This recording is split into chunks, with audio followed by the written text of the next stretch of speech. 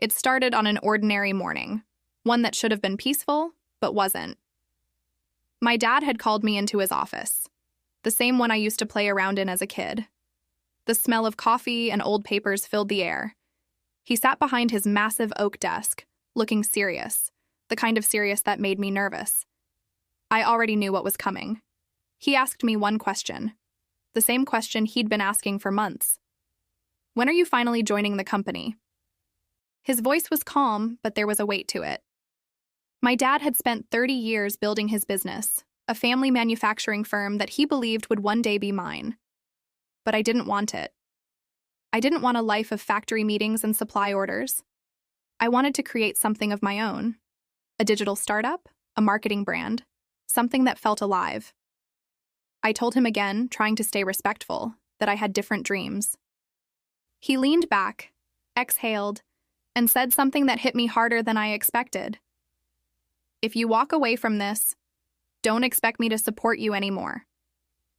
I thought he was bluffing. He wasn't. That night, after one more argument, he told me to pack my things. "If you can build your own life," he said, "then go prove it." My mom cried, but she couldn't change his mind. I left with one bag and a head full of fear. The first few months were rough. I moved into a small apartment barely big enough for a bed and desk. I took freelance jobs online, anything from writing to helping small shops with social media. There were nights I slept hungry, days I questioned everything. But as time passed, I started learning. I studied online marketing, web design, and content strategy.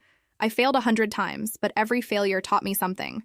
By the second year, I started my own digital agency. It wasn't huge, but it was mine. I found clients, built websites, ran ads, and learned to negotiate. Slowly, it grew. My first big success came when I helped a local clothing store triple their online sales. That single project opened doors.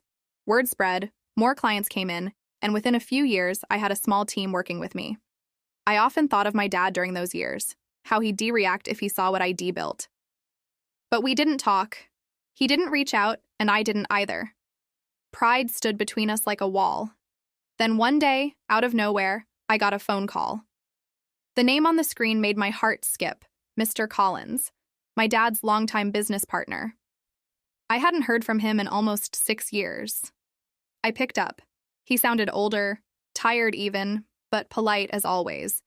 He said, "I know it's been a long time, but your dad's company, it's not doing well." He paused, as if choosing his words carefully. He told me they were struggling. Sales had dropped, their biggest clients had left, and newer digital competitors were taking over. Their business model was outdated. He explained that over the past few years, the industry had changed drastically.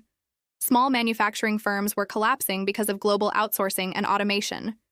Nearly 1 in 4 family-owned businesses in the region had either been sold or shut down.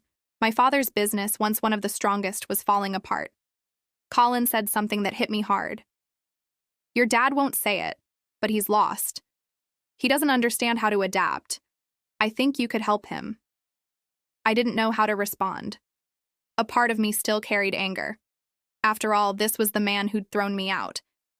But another part of me remembered that, despite everything, he was still my father. Collins asked if I'd meet him.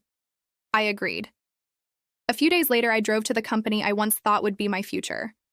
The building looked smaller, older, and strangely quiet. When I walked in, I saw employees moving slowly, a few desks empty. Collins greeted me with a tired smile. He explained how they'd tried everything, cutting costs, changing suppliers, even taking out loans. Nothing was working. Then he said, "Your dad doesn't know I called you." I froze. He continued, "He still believes he can fix it alone, but he can't. You understand the digital side of things. Marketing, online sales, e-commerce, all the things we never learned. If anyone can save this company, it's you."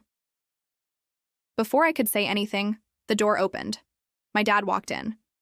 He stopped when he saw me. For a few seconds, neither of us spoke. It was the kind of silence that said everything words couldn't.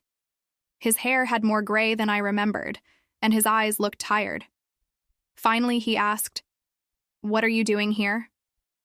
I told him Collins had called me. He didn't look happy. You didn't have to, he muttered. I'm handling it. But I could tell he wasn't. His company was falling apart, and his pride was the last thing holding it together. I took a breath and said, I didn't come here to take over your business. I came to help. At first, he resisted. He didn't trust digital marketing. He didn't understand social media or online sales.